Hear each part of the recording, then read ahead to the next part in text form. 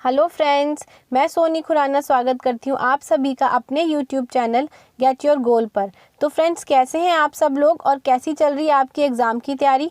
Friends, आज हम लोग कुछ सीडीबी के बहुत ही इंपॉर्टेंट क्वेश्चंस करने वाले हैं जो फ्रीक्वेंटली आस्क्ड क्वेश्चंस हैं। मतलब ये मोस्टली एग्ज़ाम्स में पूछे जाने वाले क्वेश्चंस हैं और इन्हीं टॉपिक से मोस्टली एग्ज़ाम में क्वेश्चंस आते हैं, चाहे वो आपका यूटेट हो, चाहे वो सीटेट हो या कोई भी टीचिंग एग्ज़ाम हो। इससे इन टॉपिक से रिलेटेड क्वेश्चंस ज़रूर आते हैं। इसलिए फ्रेंड्स, वीडियो को पूरा एंड तक देखिएगा और मुझे कमेंट सेक्शन में ज़रूर बताइएगा कि आपके कितने क्वेश्चंस ठीक हुए। चलिए फ्रेंड्स, आज की वीडियो को स्टार्ट करते हैं। निम्न में से किसने नैतिक विकास की अवस्थाओं की अवधारणा प्रस्तुत की। फ्रेंड्स, यहाँ पर थोड़ी टाइपिंग की प्रॉब्लम हो गई है। यहाँ पर ये जो भी लिखा है इसकी जगह पर आना चाहिए था विकास। ठीक है, मतलब निम्न में से किसने नैतिक विकास की अवस्थाओं की अवधारणा प्रस्तुत की। कोलबर्ग ने, पियाजे ने, एरिक्सन ने या फिर वाइगोत्स्की ने। फ्रेंड्स, सबसे पहले तो मैं आपको बता दूं, ये चारों ही जो साइकोलॉजिस्ट हैं, कोलबर्ग, पियाजे, एरिक्सन और वाइगोत्स्की, इन चारों ने ही मनोविज्ञान में यानी कि बाल मनोविज्ञान में, चाइल्ड डेवलपमेंट में बहुत ही अच्छा काम किया, सराहनीय काम किया। इन सभी ने अलग अलग थ्योरीज दी हैं, बट जो नैतिक विकास की अवस्थाओं की थ्योरी है वो कोलबर्ग ने दी है। इसलिए फर्स्ट का आंसर ठीक हो जाता है फर्स्ट। इन्होंने फ्रेंड्स 3 स्टेजेस बताई थी, 3 अवस्थाएं बताई थी, जो कि थी कन्वेंशनल, प्री कन्वेंशनल और पोस्ट कन्वेंशनल। ठीक है फ्रेंड्स, इन्होंने इन 3 अवस्थाओं को बताया था। अगर आपने ये वाली वीडियो नहीं देखी है मेरी, तो वो वाली वीडियो भी आप देख सकते हैं। फ्रेंड्स, मैंने जीन पियाजे, वाइगोत्स्की, कोलबर्ग सारी थ्योरी डिटेल में पढ़ाई है, आप चाहें तो वहाँ पे भी देख सकते हैं। ठीक है फ्रेंड्स, उनकी लिंक मैं डिस्क्रिप्शन बॉक्स में डाल दूँगी। वाइगोत्स्की ने फ्रेंड्स की थी सामाजिक सांस्कृतिक विकास की थ्योरी, यानी कि उन्होंने सोशियो कल्चर थ्योरी दी थी, और पियाजे ने संज्ञानात्मक विकास की थ्योरी दी थी, और कोलबर्ग ने नैतिक विकास की अवस्थाओं की थ्योरी दी थी। फ्रेंड्स, आप इसे याद कर लीजिए या रट लीजिए, जो भी कीजिए, बट इसे समझ लीजिए क्योंकि इन तीनों टॉपिक से क्वेश्चंस भरपूर आते हैं। आप कोई भी प्रीवियस पेपर उठा के देख लीजिए, सारे क्वेश्चंस जो है मोस्टली पियाजे, वाइगोत्स्की और कोलबर्ग से भर भर के क्वेश्चंस आते हैं। ठीक है फ्रेंड्स, चलिए हम करते हैं अपना सेकंड क्वेश्चन। सेकंड क्वेश्चन है हमारा, पियाजे ने किसी बच्चे के विचारों में नए विचारों के समावेश हो जाने को क्या कहा है। व्यवस्थापन, खोज, निर्माण या सात्मीकरण।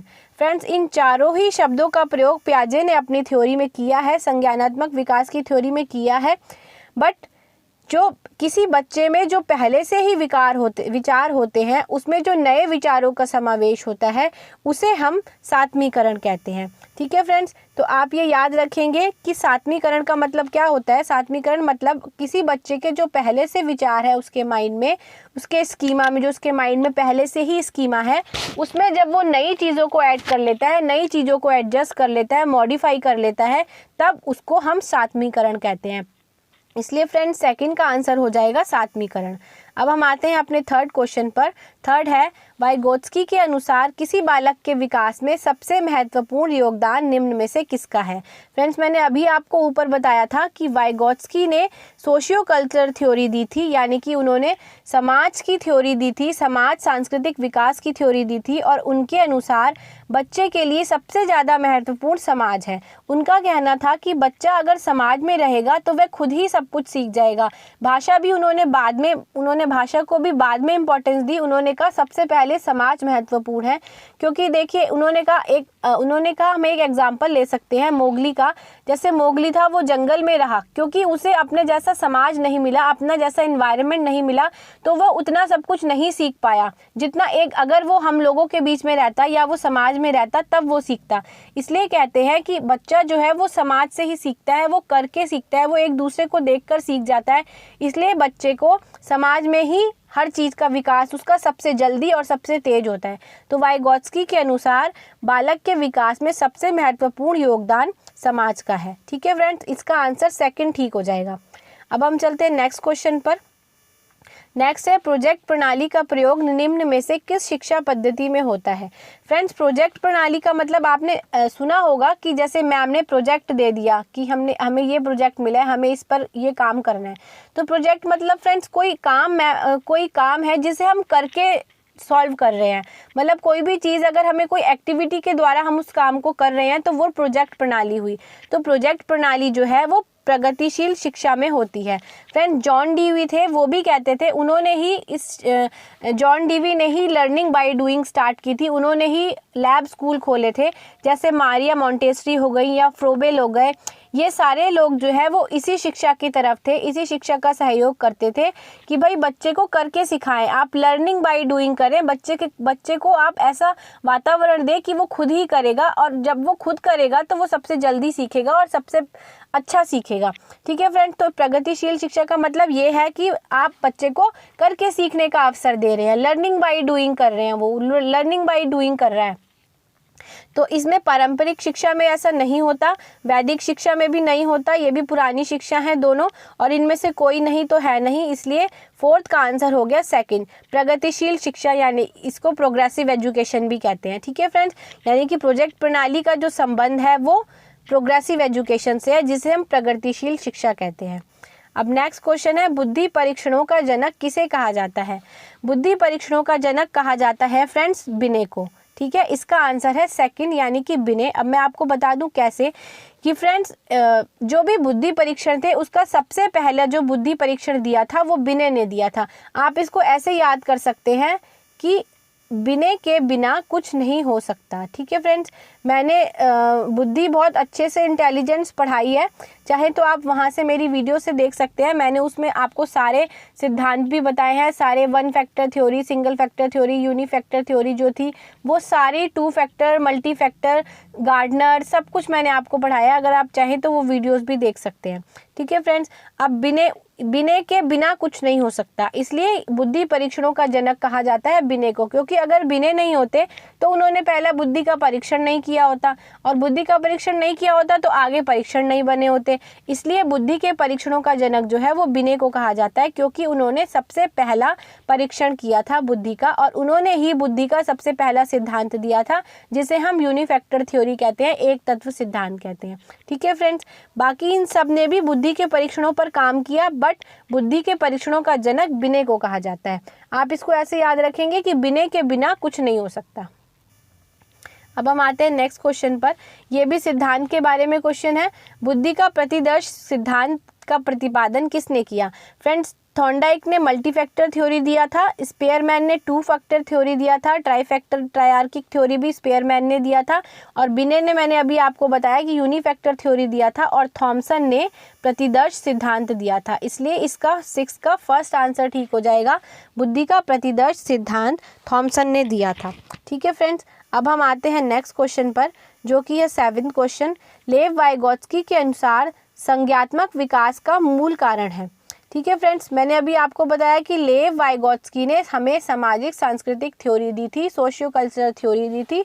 तो सोशल से साफ पता चल रहा है कि सामाजिक, यानी कि उनका कहना था, आप सामाजिक देखते ही टिक लगा सकते हैं, क्योंकि लेव वाइगोत्स्की ने समाज को ही सबसे इम्पोर्टेंट बताया था। जहां आप लेव वाइगोत्स्की देखें वहां आप समाज से रिलेटेड कुछ भी हो तो आप वहां पर टिक लगा सकते हैं।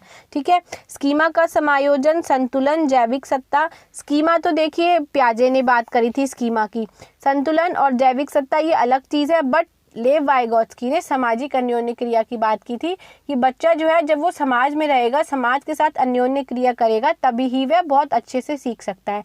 इसलिए लेव वाइगोत्स्की 7 क्वेश्चन का आंसर जो है वो है फर्स्ट। अब हम आते हैं अपने नेक्स्ट क्वेश्चन पर। नेक्स्ट है हमारा, एनसीएफ के अनुसार शिक्षक की भूमिका क्या है? फ्रेंड्स, एनसीएफ के अनुसार शिक्षक की भूमिका है सुविधादाता की। ठीक है फ्रेंड्स, इसको भी आप अच्छे से ध्यान रखिएगा, क्योंकि एनसीएफ से भी रिलेटेड बहुत सारे क्वेश्चंस आते हैं। एनसीएफ के अनुसार एनसीएफ का कहना था कि जो टीचर है वो एक कोई आदेश नहीं देने वाला होना चाहिए, कोई अधीनक नहीं होना चाहिए कि भाई वो एक ऑर्डर दे रहा है बच्चे को कि भाई आप ये करना है। जैसे पहले चलता था, लेक्चर मेथड होता था, एक टीचर है वो लेक्चर दे रहा है और बाकी सारे बच्चे उसको सुन रहे हैं, बच्चे को समझ आए चाहे ना आए। बट अब एजुकेशन बहुत चेंज हो चुकी है, तो उसके अनुसार, एनसीएफ के अनुसार जो टीचर है वो एक सुविधादाता है, वो फैसिलिटेटर है, इसे इंग्लिश में फैसिलिटेटर कहते हैं। कि आपने बच्चे को सुविधा देनी है कि वो ज़्यादा से ज़्यादा सीखे। आप कैसे उसका होलिस्टिक डेवलपमेंट करेंगे, आप कैसे उसका सर्वांगीण विकास करेंगे, ये आपको देखना है। आपने उसको सारी सुविधा देनी है कि बच्चे का मानसिक विकास भी हो और साथ में उसका फिजिकल डेवलपमेंट भी हो, सोशल डेवलपमेंट भी हो, इमोशनल डेवलपमेंट भी हो, लिंग्विस्टिक डेवलपमेंट भी हो, सारे डेवलपमेंट उसके होने चाहिए, यानी कि उसका सर्वांगीण विकास होना चाहिए। तो इसके लिए आप एक सुविधादाता हो, ठीक है, टीचर एक सुविधादाता है। तो 8th का आंसर हो गया 3rd। एनसीएफ के अनुसार शिक्षक एक सुविधादाता है, ठीक है फ्रेंड्स, ये भी आप अच्छे से ध्यान रखिएगा इसको भी। नेक्स्ट आता है, कोई 5 साल की लड़की अपनी टी शर्ट तय लगाते समय खुद से बात करती है, पियाजे के अनुसार यह क्या है। फ्रेंड्स ये क्वेश्चन भी बहुत पूछा जाता है। फर्स्ट है व्यक्तिगत वार्ता, सेकंड है अहम केंद्रित वार्ता, थर्ड है विशिष्ट वार्ता और फोर्थ है समावेशित वार्ता। फ्रेंड्स आप इसको ऐसे याद कर सकते हैं, मैंने ये ऐसे याद करवाती हूँ मैं आपको कि आप व से याद रख सकते हैं कि व से वाइगॉत्स्की और वा से व्यक्तिगत वार्ता, ठीक है।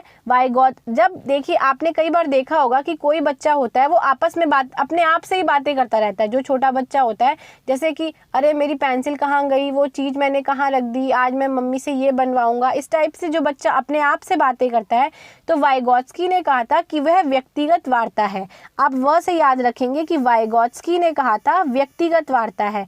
अब बचा पियाजे ने कहा था अहम केंद्रित वार्ता है, ठीक है। आप इन 2 पॉइंट्स को याद रखेंगे, एक व्यक्तिगत वार्ता और दूसरा अहम केंद्रित वार्ता। ये नीचे वाले पॉइंट्स नहीं पूछे जाते, ये तो कुछ और भी हो सकते हैं, बट ये दोनों ऑप्शंस जरूर आते हैं कंफ्यूज करने के लिए। तो आपको इन दोनों को अच्छे से याद रखना है। आपको व याद रखना है कि वाइगॉत्स्की ने कहा था व्यक्तिगत वार्ता, तो बचा कौन, पियाजे ने कहा था अहम केंद्रित वार्ता, ठीक है फ्रेंड्स। आई होप आपको ये पॉइंट समझ आया होगा। फ्रेंड्स वीडियो अच्छी लग रही हो तो लाइक और शेयर कर दीजिएगा, और अगर आपने चैनल को सब्सक्राइब नहीं किया है तो चैनल को भी सब्सक्राइब कीजिएगा, ताकि आने वाली सारी वीडियोस के नोटिफिकेशंस भी आपको मिलते रहें, ठीक है फ्रेंड्स। अभी 9th क्वेश्चन हो गया, 9th का आंसर है अहम केंद्रित वार्ता। अब हम आते हैं 10th क्वेश्चन पर। 10th क्वेश्चन है लिंग क्या है, ठीक है फ्रेंड्स। ये भी बहुत कंफ्यूजिंग क्वेश्चन है, इसमें भी बच्चे बहुत कंफ्यूज होते हैं। लिंग क्या है, अगर आप हिंदी मीडियम से हैं तो आपको एक बार इंग्लिश की साइड में ज़रूर देखना है, क्योंकि इसका आंसर आप तभी सही लगा सकते हैं जब आप इंग्लिश की तरफ देखें, ठीक है फ्रेंड्स। ये लिंग का क्वेश्चन है वो 2 तरीके से पूछा जाता है। एक तो पूछा जाता है सेक्स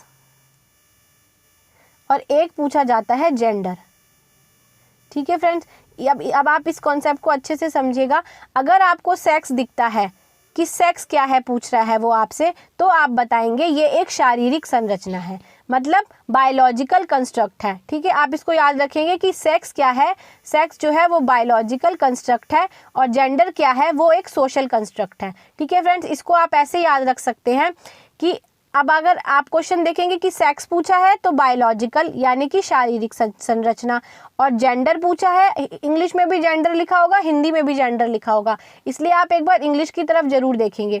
इंग्लिश में जेंडर लिखा होगा तो जेंडर होता है एस, यानी कि सामाजिक संरचना, यानी कि सोशल कंस्ट्रक्ट, ठीक है। एक क्वेश्चन भी है ये, gender as a social construct, ये टॉपिक है पूरा, ये भी मैंने पढ़ाया हुआ है, तो आप इस चीज़ का ध्यान रखेंगे। आपको एक बार थोड़ा सा बता देती हूँ, सेक्स का मतलब शारीरिक संरचना, मतलब देखिए हम जो है, चाहे हम लड़की हो या हम लड़का हो, ये हमारा बायोलॉजिकल फीचर है, ये हमें भगवान ने बना के भेजा है। ऐसा नहीं है कि हम इसको चेंज कर सकते हैं, या ये हमारे हाथ में था कि हाँ नहीं मैंने लड़का बनना है या मैंने लड़की बनना है ना। तो ये चीज़ थी सेक्स, ये है शारीरिक संरचना। तो सेक्स क्या है, बायोलॉजिकल कंस्ट्रक्शन है, यानी कि शारीरिक संरचना है। अब हम आते हैं जेंडर पर, ये ज़्यादा इंपॉर्टेंट है और ये हमारा टॉपिक है।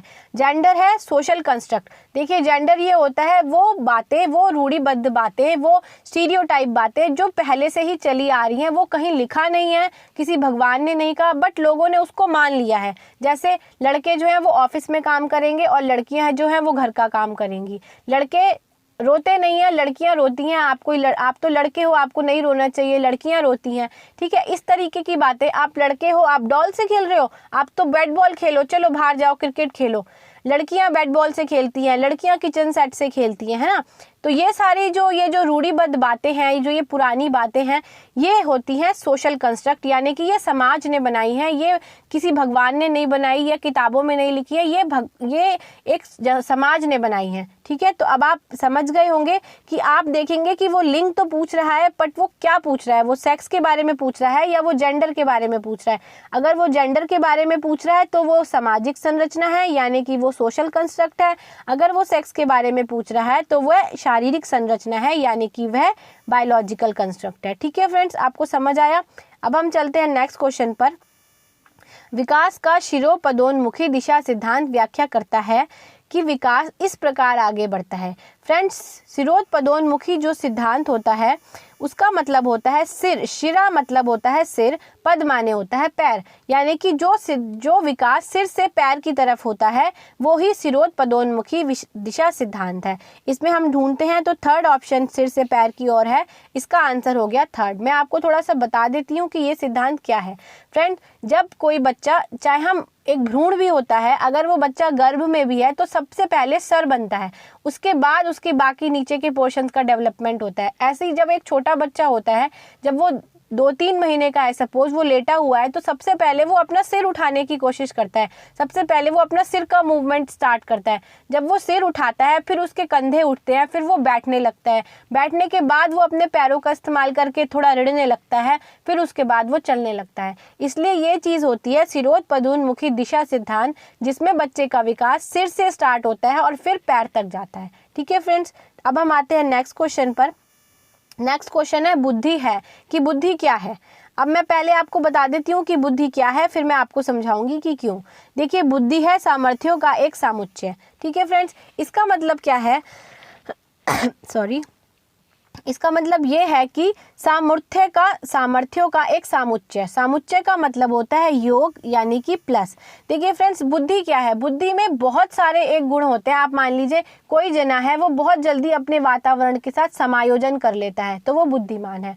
अगर कोई चीज़ हम उसको सिखा रहे हैं और वो सबसे जल्दी सीख जाता है, तो वो बुद्धिमान है। अब हम ग्रेडिंग को ले लें, जिस बच्चे के नंबर सबसे ज़्यादा क्लास में आ रहे हैं वो बुद्धिमान है। ठीक है, चौथी चीज़ हम समझ सकते हैं, बच्चा जो है अपनी परिस्थितियों को चेंज कर ले, या खुद को अपनी परिस्थितियों के अनुसार चेंज कर ले, तो वो बुद्धिमान है। कई बार हम कहते हैं कि अरे तुम तो बहुत होशियार हो यार, तुम तो हर चीज़ बहुत जल्दी कर जाते हो, तुम हर चीज़ को बहुत अच्छे से करते हो, बिल्कुल परफेक्टली करते हो, तुम तो बहुत होशियार हो, तो ये बुद्धिमान है। देखिए फ्रेंड्स, बुद्धि वो होती है जिसमें सारी चीज़ों का गुण हो, जो सारे चीज़ों का गुण जिसमें होता है वही बुद्धिमान होता है। इसलिए बुद्धि क्या है, बुद्धि सामर्थ्यों का एक सामुच्चय है। ठीक है फ्रेंड्स, बुद्धि जो है वो योग है सारे गुणों का, वो कोई एक अकेली चीज़ नहीं है। जैसे यहाँ लिखा एक अकेला जातीय विचार है, नहीं। दूसरों को अनुकरण करने की योग्यता है, नहीं। अगर आप किसी को देखकर कॉपी कर रहे हैं तो आप कहाँ से होशियार हो गए। फोर्थ है एक विशिष्ट योग्यता है, एक विशिष्ट योग्यता है, नहीं। एक तो मैंने अभी आपको बताया कि एक चीज़ वो है ही नहीं। बुद्धि तो जो है वो सारे सामर्थ्यों का समुच्चय है, बहुत सारे सामर्थ्यों का समुच्चय है। ठीक है फ्रेंड्स,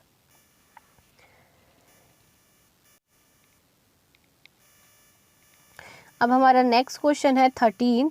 अनुसूचित जाति की छात्राओं के समक्ष आने वाले शिक्षण संबंधी समस्याएं हैं। मतलब जो अनुसूचित जाति की छात्राएं हैं उनके समक्ष कौन कौन सी समस्याएं आती हैं। अब चाहे वो यहाँ छात्राएं लिखा है, बट छात्रों के लिए भी ये चीज़ है। मतलब हो सकता है लड़कों को भी ये परेशानी आती हो, तो वो क्या है, माता पिता की आर्थिक समस्याएं, शिक्षा की सामाजिक अभिवृत्ति, उच्च जाति के शिक्षकों का छात्रों के प्रति उदासीन व्यवहार, या फिर उपरोक्त सभी। तो फ्रेंड्स, इसका आंसर होगा उपरोक्त सभी। ठीक है फ्रेंड्स, क्यों, अब मैं आपको समझाती हूँ। देखिए, अनुसूचित जाति का अगर कोई बच्चा है तो हो सकता है उसके माता पिता की आर्थिक समस्या हो, उसकी आर्थिक परिस्थिति इतनी अच्छी ना हो कि वो अच्छे स्कूल में पढ़ पाए, तो एक तो ये हो गई। सेकंड हुआ सामाजिक अभिवृत्ति, मतलब जो बच्चे हमारे साथ पढ़ते हैं, हमारी क्लास में जो बच्चे पढ़ते हैं, हो सकता है वो हमारे साथ इस तरीके से बिहेव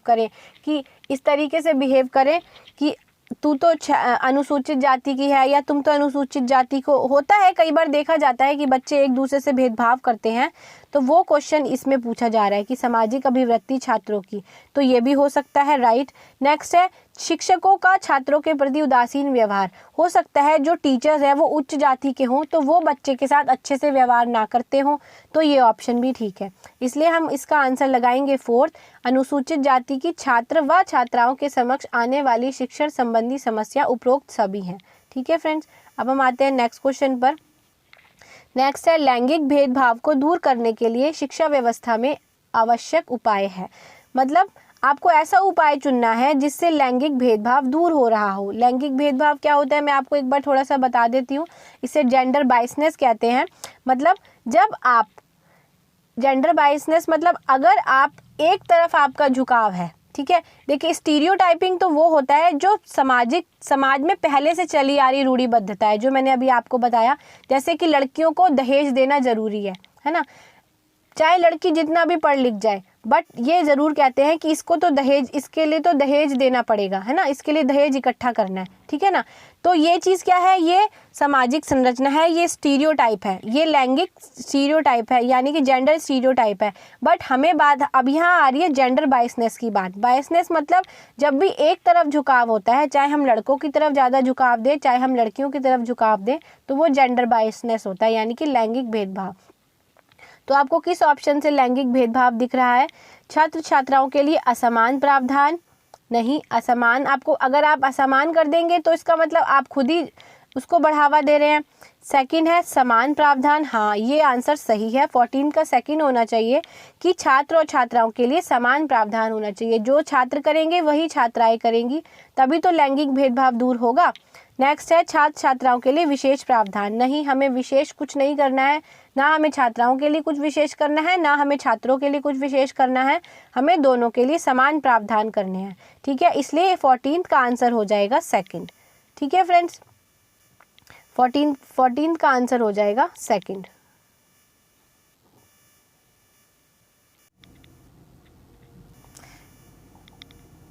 अब हम आते हैं 15 क्वेश्चन पर। 15 है किसी व्यक्ति की व्यक्तिगत विभिन्नता के क्षेत्र हैं। मतलब व्यक्तिगत विभिन्नता क्या होता है? व्यक्तिगत विभिन्नता मतलब एक व्यक्ति दूसरे से भिन्न है। ये तो हमने देखा ही है कि अगर दो जुड़वा बच्चे भी होते हैं तो ज़रूरी नहीं कि वो एक जैसे हों। हो सकता है एक को ड्राइंग पसंद हो और एक को म्यूज़िक पसंद हो, या फिर एक 2 साल में बोलना सीखे और एक 2.5 साल में बोलना सीखे, है ना। तो व्यक्तिगत विभिन्नता का मतलब होता है कि एक दूसरे से अलग होना। तो अब एक दूसरे से अलग होने की ये पूछ रहे हैं क्या क्या क्षेत्र हैं। फर्स्ट मानसिक योग्यताएं, हाँ बिल्कुल हो सकता है, क्योंकि एक बच्चा, जरूरी नहीं कि हर बच्चा दूसरे बच्चे के समान हो। एक बच्चा होशियार हो सकता है, एक बच्चा कम होशियार हो सकता है, इसलिए मानसिक योग्यता भी व्यक्तिगत विभिन्नता का क्षेत्र है। सेकंड शारीरिक संरचना, शारीरिक संरचना भी व्यक्तिगत विभिन्नता का क्षेत्र है। वो कैसे कि हो सकता है कोई एक मोटा हो, कोई एक पतला हो, एक काला हो और एक गोरा हो, या फिर ये भी हो सकता है कि एक तो बिल्कुल ठीक हो और दूसरा डिसेबल हो, यानी कि दूसरा विशिष्ट बालक हो, जैसे जिसे हम हैंडीकैप कहते हैं, जिसको कोई परेशानी हो, कोई विकलांग हो सकता है ना। अब आता है थर्ड पॉइंट, थर्ड है लिंग भेद। तो इसमें भी व्यक्तिगत विभिन्नता है, क्योंकि हो सकता है एक लड़का हो और एक लड़की हो, इसलिए इसका आंसर आएगा ये सभी, ठीक है फ्रेंड्स। तो 15 का आंसर है ये सभी। नेक्स्ट क्वेश्चन है प्राथमिक स्तर पर एक अच्छे शिक्षक में सबसे महत्वपूर्ण विशेषता है। मतलब सबसे महत्वपूर्ण विशेषता क्या है? अब देखिए प्राथमिक स्तर पर पूछा है, यानी कि 1st to 5th। आप ये देखेंगे कि आपसे प्राथमिक स्तर पे पूछ रहा है या फिर उच्च स्तर पर पूछ रहा है, ठीक है। अगर प्राथमिक स्तर पर आपसे पूछ रहा है तो आप लगाएंगे धैर्य और दृढ़ता, क्योंकि अगर आपको विषयों की थोड़ी सी ज्ञान थोड़ी कम भी है तो चलेगा, शिक्षण पद्धतियों का ज्ञान थोड़ा कम भी है तो चलेगा, ठीक है। पढ़ाने की उत्सुकता भी एक थोड़ा सा सेकेंडरी मैटर है, बट जो मेन मैटर है वो है धैर्य और दृढ़ता प्राथमिक स्तर पर। अगर, क्योंकि देखिए छोटे बच्चे हैं, कई बार रोते भी हैं, कई बार अलग तरीके से सीखते हैं, कई बार नहीं भी सीखते हैं, कई बार देर से सीखते हैं। तो आपके अंदर दृढ़ता होनी चाहिए, आपके अंदर धैर्य होना चाहिए। ये नहीं कि आप बहुत जल्दी फ्रस्ट्रेट हो जाएं, आप तो मारने पीटने लग जाएं बच्चों को, ऐसा नहीं होना चाहिए। इसलिए आपको देखना है कि अगर प्राथमिक स्तर पर पूछेगा तो आपको धैर्य और दृढ़ता से रिलेटेड कोई पॉइंट हो तो ही लगाना है, तो वही लगाना है। और अगर उच्च स्तर पर पूछता है तो फिर आप ऑप्शंस देखेंगे और उनके अकॉर्डिंग आप उसको ऑप्ट करेंगे, ठीक है फ्रेंड्स। अब हम आते हैं 17 क्वेश्चन पर। विकास की सबसे जटिल अवस्था है किशोरावस्था, पूर्व बाल्यावस्था, उत्तर बाल्यावस्था या फिर शैशवावस्था। तो विकास की सबसे जटिल अवस्था है किशोरावस्था। फ्रेंड्स, किशोरावस्था को हम तूफान की स्थिति भी कहते हैं, तूफान की अवस्था भी कहते हैं। आप इसको, ये क्वेश्चन भी एग्जाम में अधिकतर पूछा जाता है कि तूफान की अवस्था कौन सी मानी गई है, या तूफान की अवस्था किसे कहा जाता है, तो किशोरावस्था को।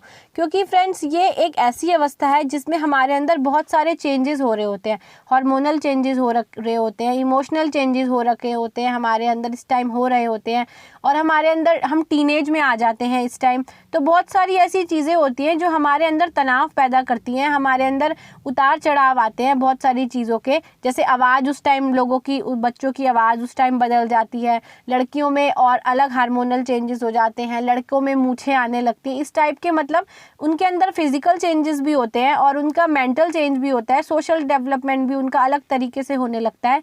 इसलिए जो विकास की सबसे जटिल अवस्था है वो किशोरावस्था है। अब हम आते हैं 18 क्वेश्चन पर। 18 क्वेश्चन है जो कि आज का हमारा लास्ट क्वेश्चन है, वो लास्ट क्वेश्चन है फ्रेंड्स। ये मैंने पूरी सीरीज़ चलाई है जो 100 क्वेश्चंस की सीरीज़ है CDP की। आप बाकी सीरीज़ को भी देखिएगा, बाकी क्वेश्चंस को भी देखिएगा। लास्ट क्वेश्चन है, खेल बच्चों के लिए क्यों आवश्यक है? खेल से बच्चों में सहयोग की भावना का विकास होता है, खेल से बच्चों में हम की भावना का विकास होता है, खेल से बच्चों में नेतृत्व और अनुसरण की भावना का विकास होता है, और फोर्थ ऑप्शन है ये सभी। तो फ्रेंड्स, इसका आंसर आएगा फोर्थ, इसका फोर्थ आंसर आएगा, इसका आंसर आएगा फोर्थ, जो कि है ये सभी। ठीक है फ्रेंड्स, आप देख सकते हैं ये तो ऑप्शंस ही बहुत इजी हैं। साफ पता चल रहा है कि बच्चा जब खेल सीखता है या बच्चा खेलता है अपने साथ के लोगों के साथ, साथ के बच्चों के साथ, तो उसमें सहयोग की भावना का भी विकास होता है, उसके अंदर हम की भावना का भी विकास होता है, और उसके अंदर नेतृत्व व अनुसरण की भावना का भी विकास होता है।